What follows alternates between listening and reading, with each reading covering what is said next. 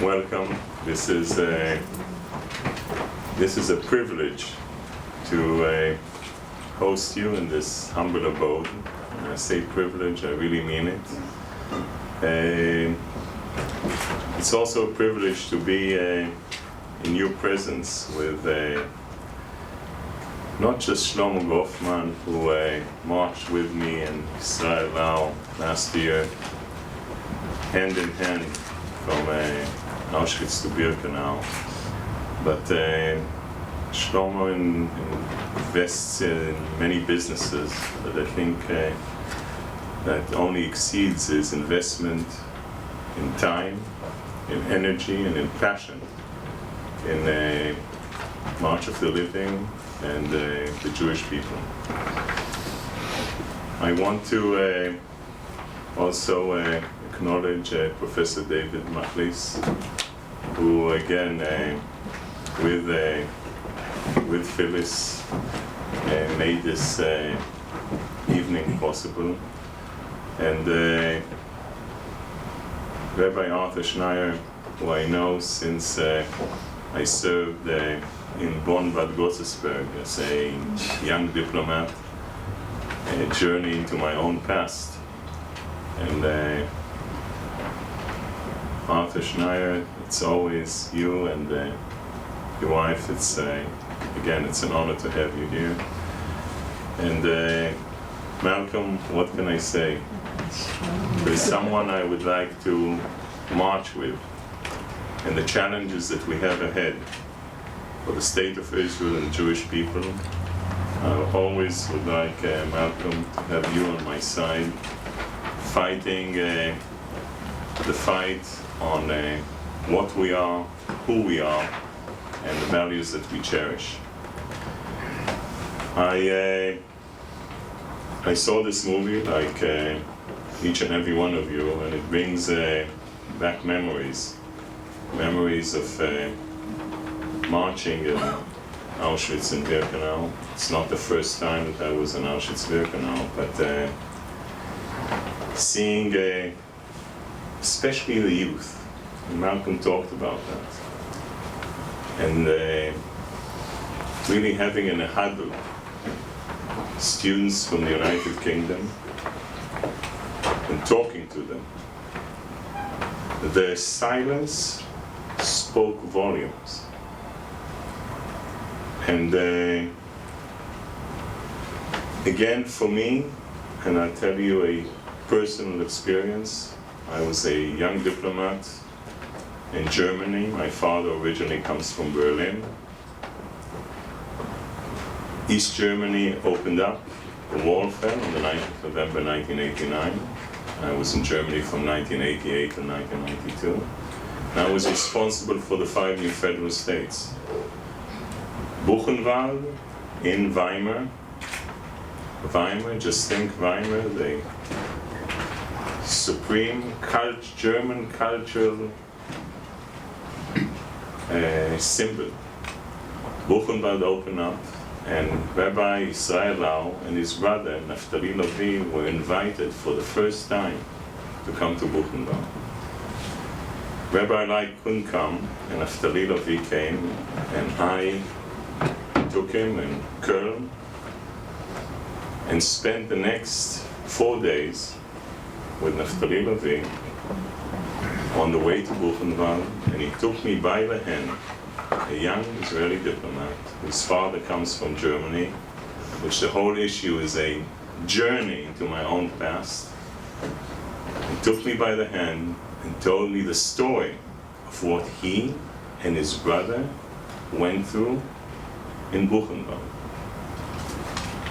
A story that, if you read the book, Al Tishlach Yadcha L'Nar,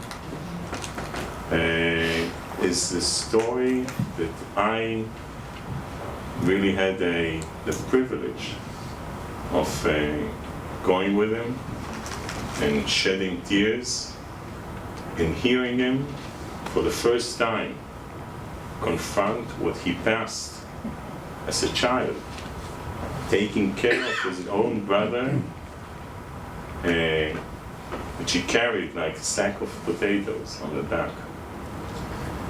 And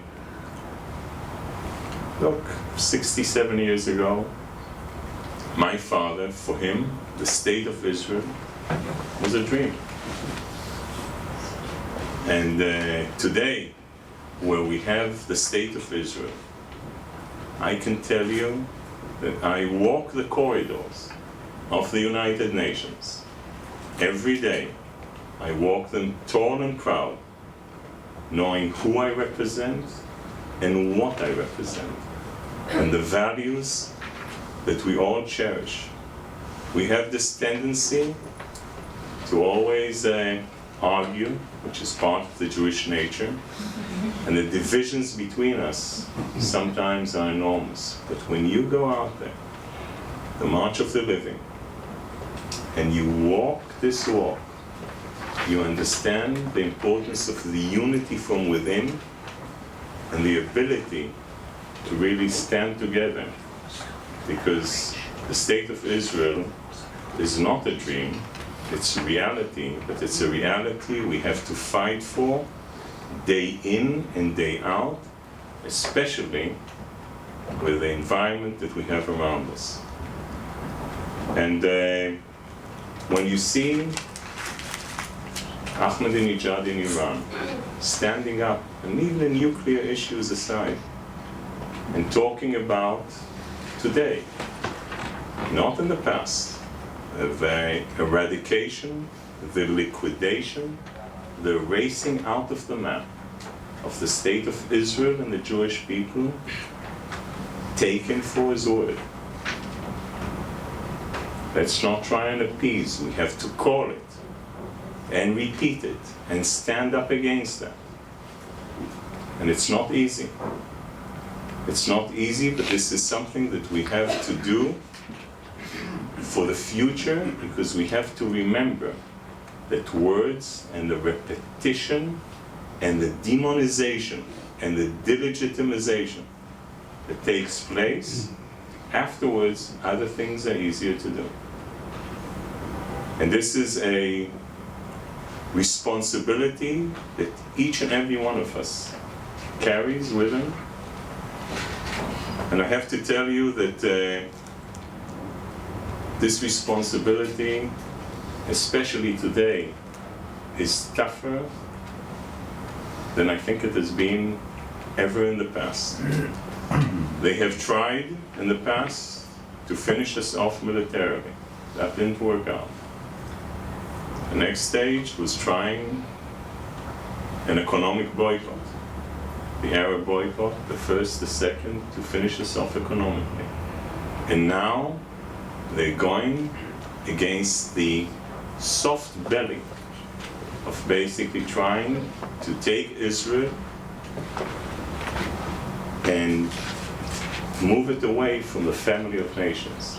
Define us as a pariah state, as going against international law, basically denying our right to defend ourselves as independent people living in our own country.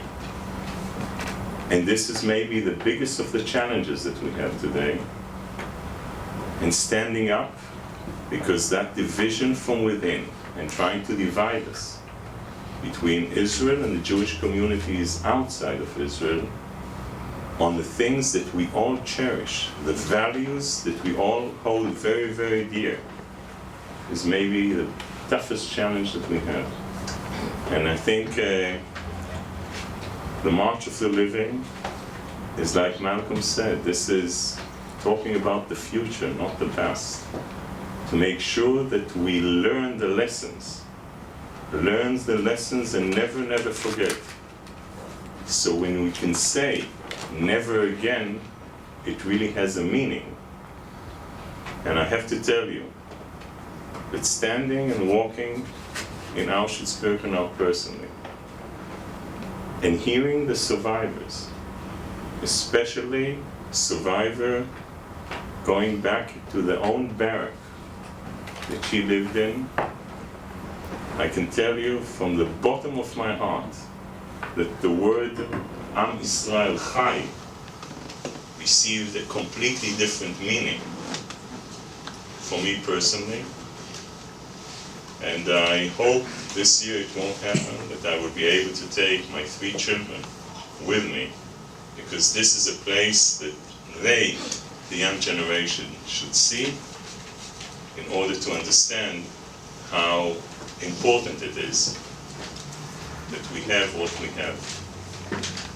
And I have to tell you, the last thing, that we reach out to every one of our neighbors. We reach out, we reach our hand for peace, but with our other hand, we hold the shield of David very, very close to our heart, because only a strong Israel, an Israel that can defend itself, is the real recipe to lasting peace.